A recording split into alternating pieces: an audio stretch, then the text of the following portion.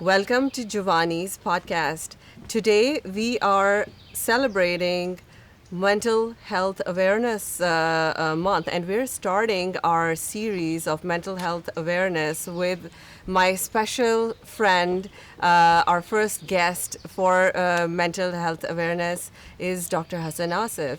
We all know him because you have been around us and helping us for the past 20 years in the field of psychiatry and neuroscience. Tell us what has been going on with neuropsychiatry in this pandemic. First of all, let me thank you for inviting me and giving me this opportunity to talk about lots of things. Psychiatry and this pandemic, what we are going to see is a lot of mental health issues, as we have all guessed so far, that they are going to arise, especially because of the chronic nature now of a persistent lockdown and the uncertainty around this whole issue. Psychiatry is going to be of paramount importance in all the health field because I think it has impacted people in lots of ways, both individually and collectively. Its impact is going to be different for different people. What I have seen in my practice, people with different temperament and people with different predispositions are being impacted by it differently. Those people who are, for example, worrywarts and they are constantly worrying about something because it's an internally generated anxiety. They seem to actually, surprisingly and quite paradoxically, do very well because now there is an external threat. So their internal threat dampens down. So people were expecting that those who worrywarts are going to be more concerned. But what I have seen, which is quite a surprise to me, that they tend to actually be much less impacted. How's that? Because there is an external threat, which is actually a real threat, which is a shared threat. So they don't feel isolated in their own anxious moments. Okay. But those people who are really driven by their daily routines, they are type A personalities, and they have to be on their feet, to be in a structure, to be in a routine, they are really severely impacted. Oh. And the men are in that scenario. The workaholics, you mean? The workaholics. An extrovert. Extroverts. As opposed to the introverts. people who were going to meet and they're always out. Right. Because as we wake up on daily basis, we take shower, we go have a cup of coffee, and then we go for our commuting. These are all the instances in which we are producing little doses of dopamine and norepinephrine. Yes. Right? So imagine all of this routine has been disrupted. So you are really going through your neurochemical withdrawals. Yeah. And it can really impact those people. Also those people who are somewhat anhedonic and somewhat depressive, with depressive predispositions, they are also going to be likely to be impacted, and that's exactly what I've seen. At what point should we become concerned about somebody having anxiety or depression or symptoms that should be concerning for the family members or friends of somebody, and we should seek your assistance? So stress is part of our life, right? And we all go through stress, we deal with it. Actually, it helps us to be on our feet and kind of really deal with all the issues around us. It keeps us activated. I think here the DSM, which is the diagnostic manual, is also helpful to be followed.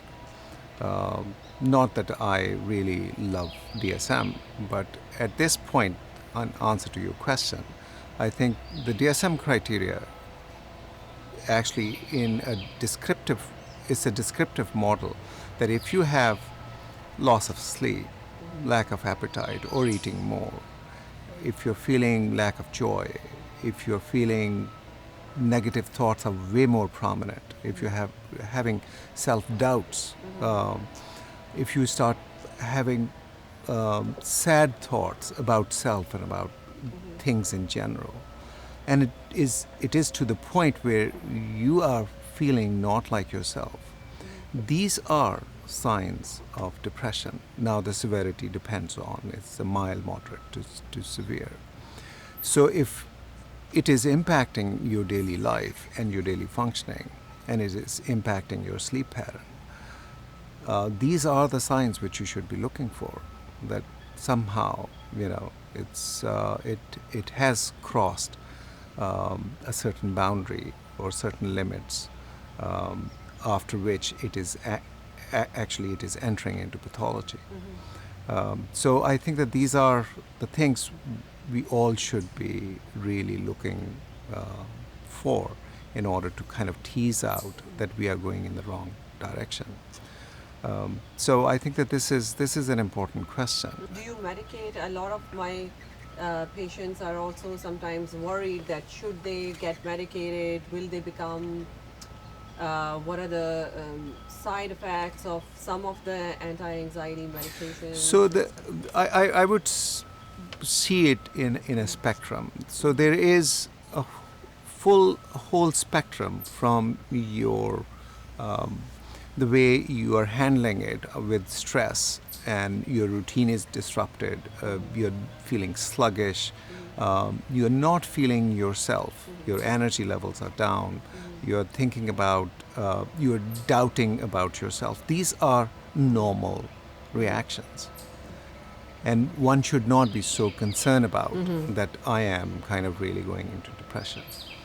But then there is another spectrum which can start, which can really cascade from this, and you can very gradually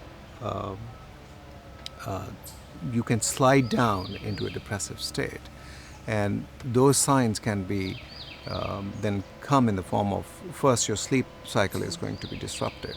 You will have trouble falling asleep, or you have broken sleep patterns, or you can actually have an early morning. You wake up early. Your appetite is going to be impacted. What I've seen regarding appetite, the people are actually who are getting depressed, they are actually eating more and putting on some more weight.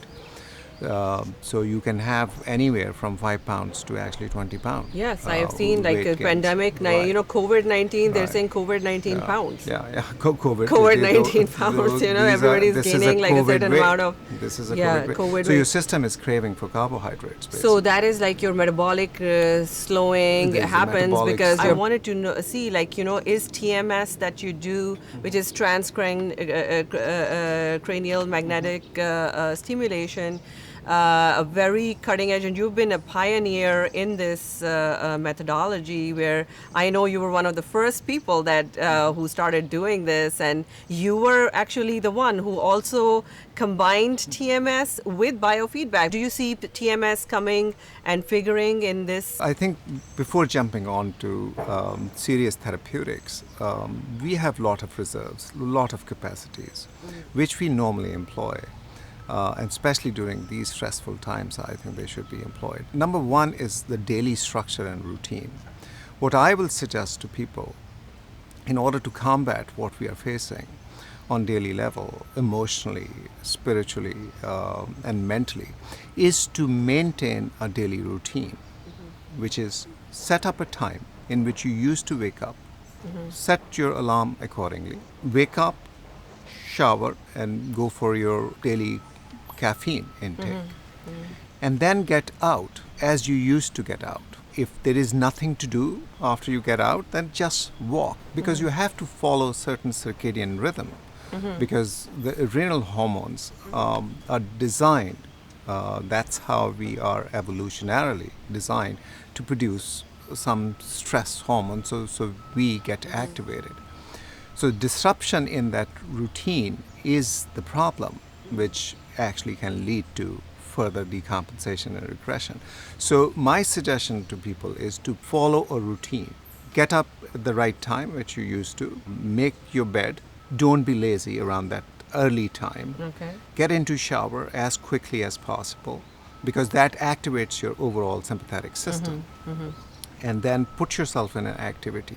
And then follow the rhythm, because the steroids They come from, they start rising from 7 o'clock, 7 Yeah. a.m. in the morning, and they go all the way to Yeah. 2 o'clock, and then they start. So follow that rhythm. Yeah. Exercise is extremely important. Self-care is extremely important, both for men and for women. Yep. In that self-care, as in Juvanni's spa, Yeah. you have seen people, they would like to be touched. They Yeah. would like to be taken care of. Yep. So to do the daily makeup is very much part of maintaining that routine. Yes.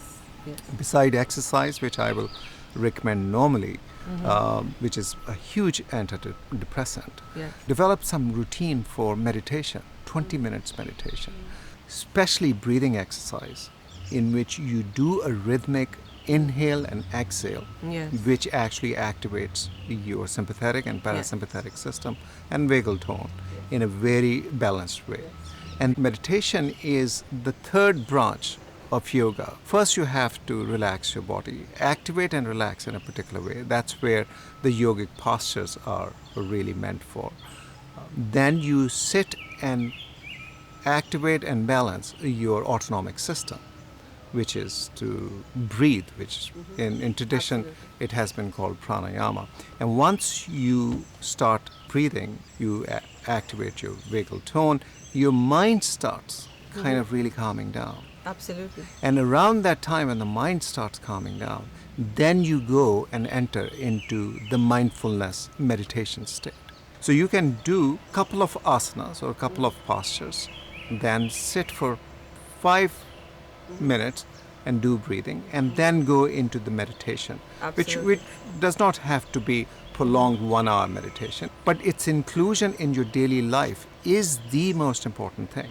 That's where your system, you hack into your system, your autonomic system, your psychological system, your neurophysiological system, and you start creating neuroplastic changes, Yes. which with the course of time, it starts helping you.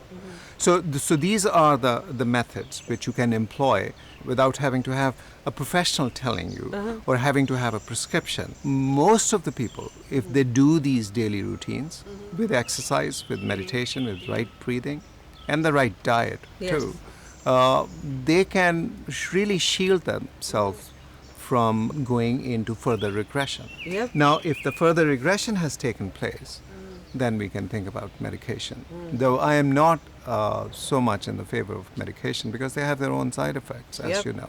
Tell me that when somebody who actually is going through something does TMS with biofeedback, do you see it replacing a need for chemicals or medications? I take it for granted that everybody has to learn to meditate, everybody has to learn to take care of their sleep patterns Right. and eating well and cutting out as much negativity and toxicity that surrounds us sometimes.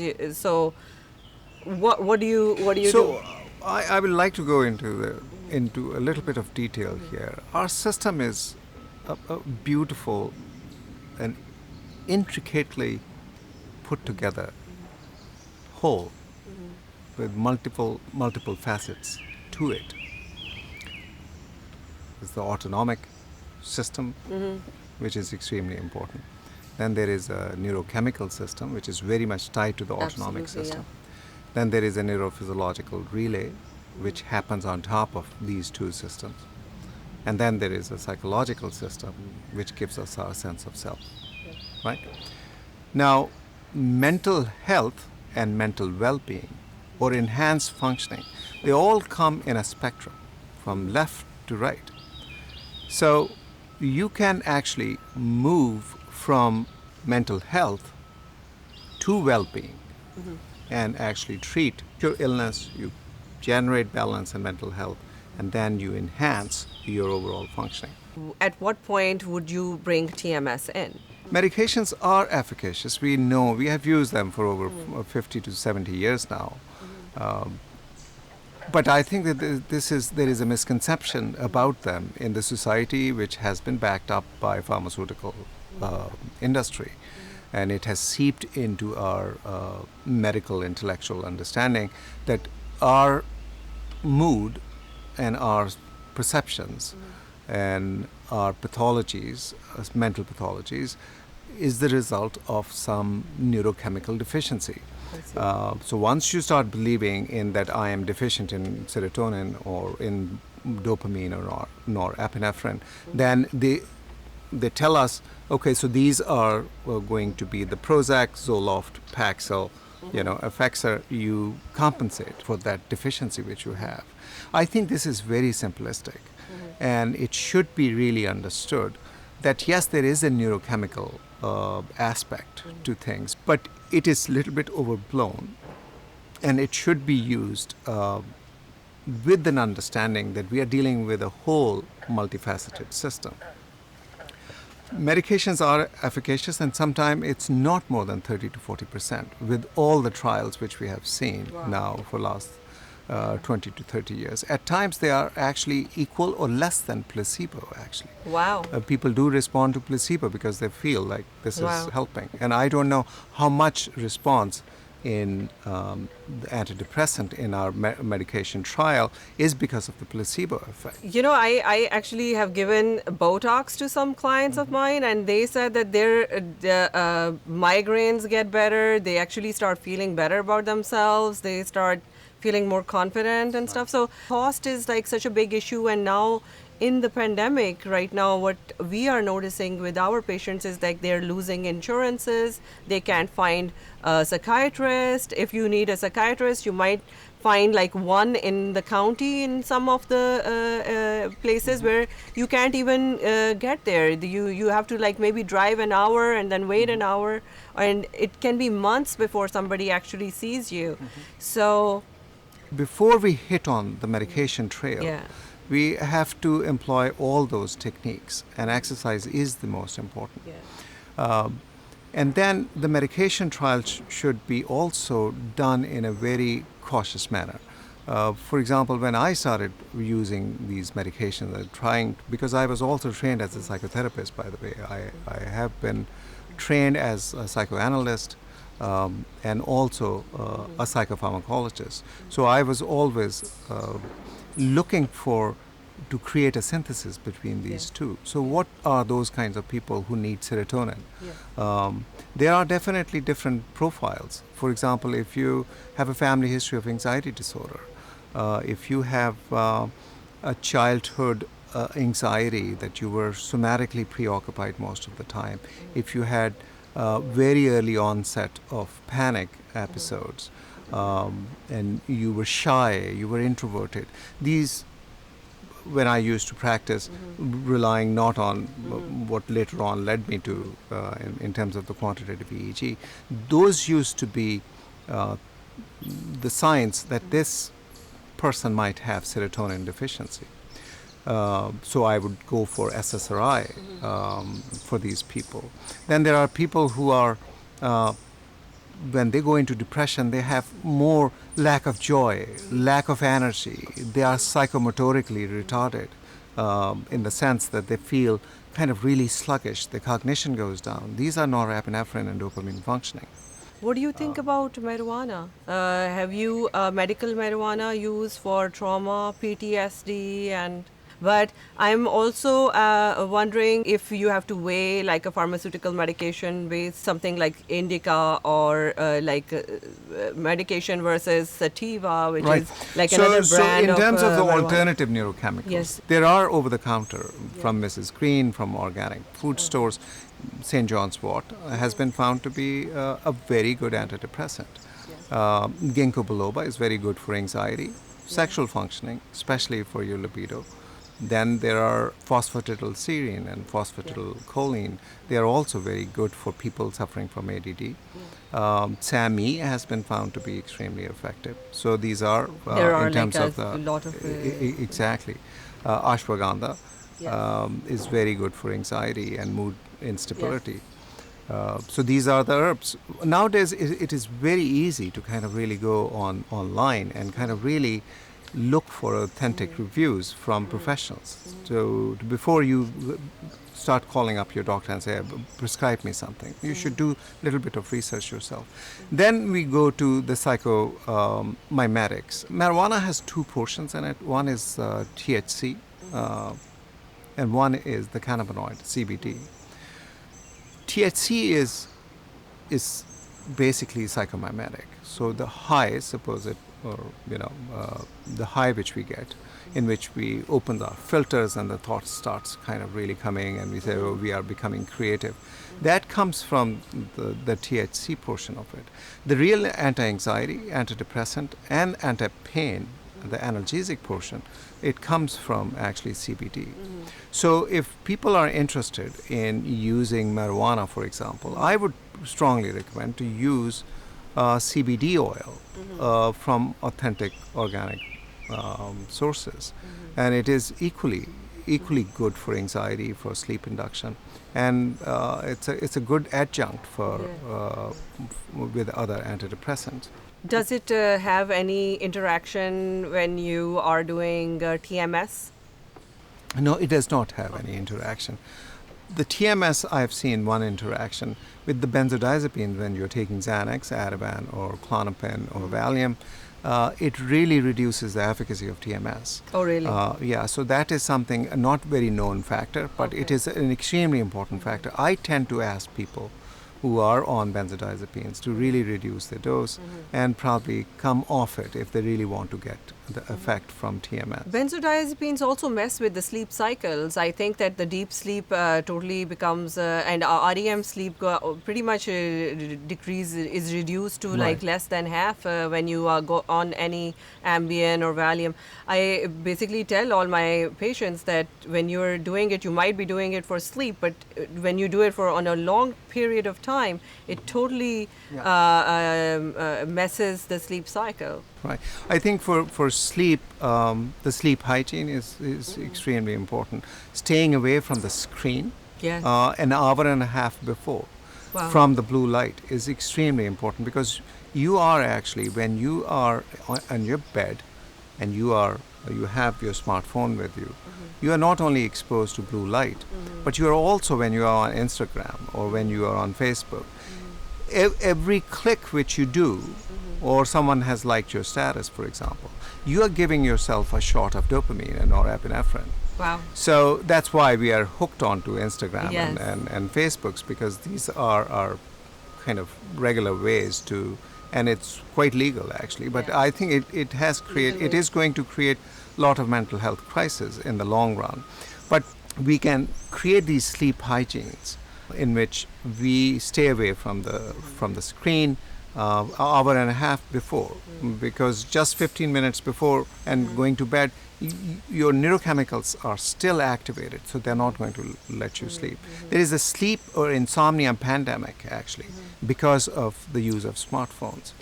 So I think that is really important. The screen time, guys. One of the things to do is cut the screen time. Except for watching my show, please keep watching this show. That is a good part. Can TMS improve my memory? TMS has been investigated for Alzheimer's and for other memory problem associated with depression. It has been investigated.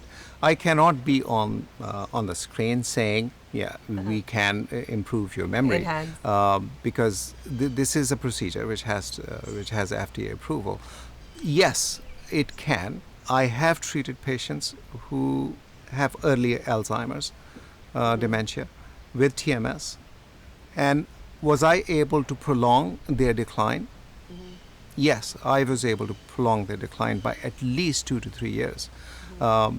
But the important thing is that you come early. Okay. So I should start coming now. Instead of the moderate level of Alzheimer's, it's not going to pull you back. It cannot pull you back, but it can prolong your decline.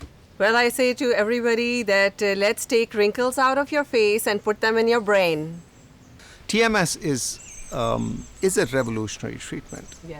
It's not being really promoted because of the pharmaceutical industry hold on mental health. On medications. On medication. Many medical doctors, for example, our primary care physicians, they don't even know at times. What TMS is. And they say, oh, what is TMS? And so it is part of a general medical culture that you think about medication first when it comes to. We're not trained right. We are not trained that way to kind of Yeah. really think about TMS. Yeah. And the TMS has been approved by FDA for depression, and the insurance companies pay for it only after a failed trial of 2 medications Wow. in last 6 months. So you have to hurt yourself before somebody is going to fix Exactly, which I think is a policy which has To hurt change. people, Yeah. and it needs to change. And I believe now treating with PTSD, it has huge efficacy in OCD, Wow. depression, addictions. It can really help lots of people. And this opinion is based on my working with elderly patients. You must have seen in your practice, and many other doctors must have seen in their practice, that when we get in our later years, we have low energy level, which everyone takes it normal. We have aches and pains. Yeah. So, this is part of my age. Beside many other systems which are probably not working, and there are many other reasons for them not to be working in old age. One reason is that your top-down controls in your cortex are really not working as efficiently as they used to. The question becomes, can you improve the efficacy of a top-down control of that thin layer of the cortex by electromagnetically stimulating it? And what I have seen, it does. Okay. And what do you mean by It is- top-down control? In our regular understanding of things, in our somatic and neurophysiological experience, that you have all the impulses, emotions, and everything is coming up, right? And it has to be controlled from the top. So, for example, when the pain comes up, why do we have more pain when we are depressed? Is because the top-down control is less, right? So, in depression, it's very common to see people having aches and pains. Okay. So, when you improve the top-down control by TMS or with medication, Yeah. the depression-related pains and anxieties, they go away. I see. So, going back to the question of elderly, I have seen its huge efficacy in dealing with elderly depression and elderly medical symptomatology, aches and pains. Yeah, because which they normally suffer from, and aches and pains will lead to them feeling isolated. They can't do a lot of those activities that they used to do, and that helps. So the question is that how many treatments for of TMS somebody might need if, for instance, they have mild to moderate depression, which is not responding to the medication that they're taking, or their lifestyle changes. So how many treatments, and how often do they need those treatments, like once a week or twice a week, and then are there any side effects that they might? So the standard approach is the TMS sessions should be done every day, 5 times a week for 4 weeks, Okay. 20 sessions. But what I have seen, that it does not have to be that way. I've been doing TMS for almost 10 years now, and I have employed all sorts of different models. And what I have seen, it is best to have as many, to increase the frequency of sessions for the initial 10 sessions, Okay. as much as you can. Okay. And then you start seeing the effect, and then you can taper it down. Initially, you can start with 3 times a week. After 10 sessions, you can make it twice a week, and then later on taper it down to once a week for 20 sessions. I have treated severely depressed psychotic with suicidality patients over a course of only 2 days. Patient called me, was suicidal, was hallucinating. On Thursday, I worked with that patient for 3 sessions a day, and on 6th session, he was already getting better. He was thinking of going on to disability. He was back to his work on Monday. Wow. So sometime That's when you amazing. increase the frequency of initial sessions, you can yield a huge impact. And how often would they need? So they got like, let's say 20 sessions and they're out of this thing. Then do they need it again? Do they need touch-ups, follow-ups? Yeah, follow-ups can be anywhere from every once a month. People usually, not only they respond after 10 sessions, but that response starts ramping up. I see. And you actually, because of the neuroplastic changes, and they keep on improving, Wow. transforming their lives all the way down to 6 to 9 months. Nice. And so it's not like medication that once you stop, it stops having an effect on So you. if somebody does not have insurance, how much something like this would cost per session, or do you give like a package treatment? Right. So in terms of the insurance companies, they authorize it. They ask for pre-authorization before you go into TMS if you have insurance. In that case, they will ask us to give the history in which you have to qualify. In order to qualify for that, you have to have failed 2 trials in last 6 months of medication, 2 antidepressant at least, with full doses. Wow. And then they will approve it. They will approve it for 30 sessions, 36 Okay. sessions. And then that's how the... But if somebody does not have insurance, for instance? Now it Or really has an insurance it that really does not- depends. It can be from anywhere from 350 Okay. to 450, depending on how and where. Guys, it's which like a area. Botox treatment. Yes. What do you want? Brain wellness or Botox? Just It may, kidding. it may help you Both. with your beauty too, because Yeah, I think that absolutely. it does have an impact on your depression and Absolutely, the top-down like control. the way I feel that that is our core concept, that appearing well to yourself, it has an impact on the way you feel and the way you perform. In the future, what I see in the field of wellness and health, multi-specialty people are going to come together to give a full spectrum Yes, from illness to health to enhancement yes, in one center. yes. And I think that's how it should be, and that's where I see the future Yeah. of wellness and health services, and that's how it should be. What you do can never be encompassed in like 20 or 30 minutes. the problem, So definitely this needs to be a series where we also have to talk about the breathing techniques. But thank you so much for coming and letting me ask all these questions. Thank you. Thank you. Thank you.